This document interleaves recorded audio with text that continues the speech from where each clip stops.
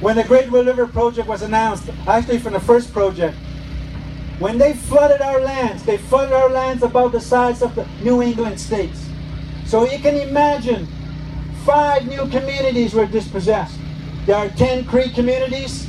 Each community has a chief. I was the chief at that time. Now I'm the Grand Chief of my nation. We're 20,000 people. When that project came in, it's as if we didn't matter, as if we didn't exist. They didn't bother to consult us. But then the second project, Great Whale River project, this time we said enough is enough. It was a $19.5 billion project. And there were people that told us it cannot be done. There were people that told, even our people told us, you cannot fight against governments, you cannot fight against the corporations, it cannot be done.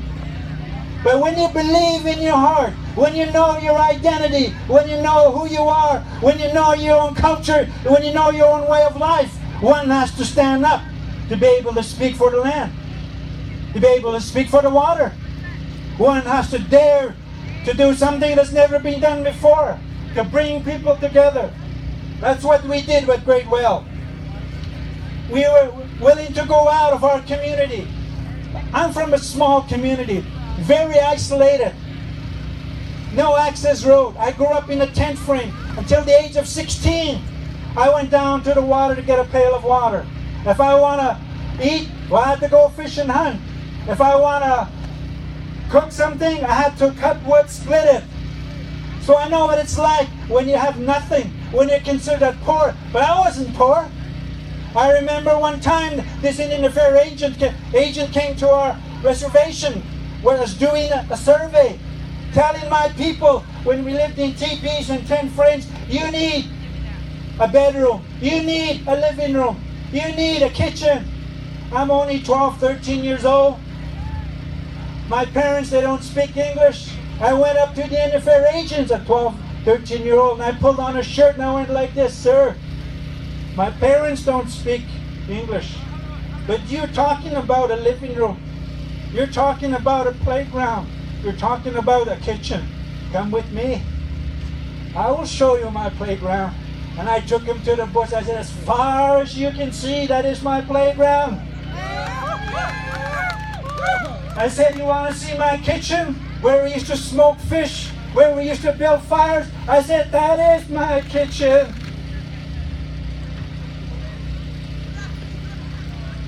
I was not poor.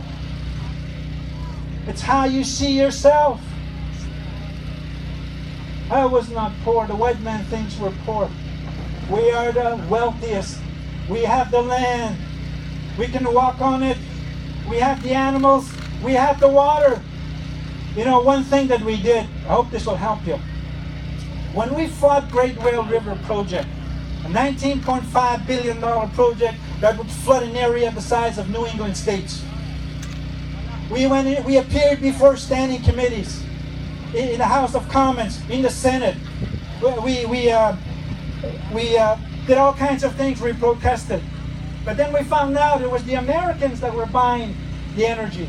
So we took our fight to the energy. What am I saying? Sometimes you need to get out of your reservation. Sometimes you need to take your story and take it to the provincial government. You take it to the national government and you take it to the international forums. When we did that, we asked for an independent assessment because this project was neatly exempted from any environmental impact assessment. Does that sound familiar? And you were not even consulted regarding building a pipeline across your river. So what did we do? I asked for an independent review, an independent assessment of their project, where we are going to look at one thing, that is the impact of this on a way of life.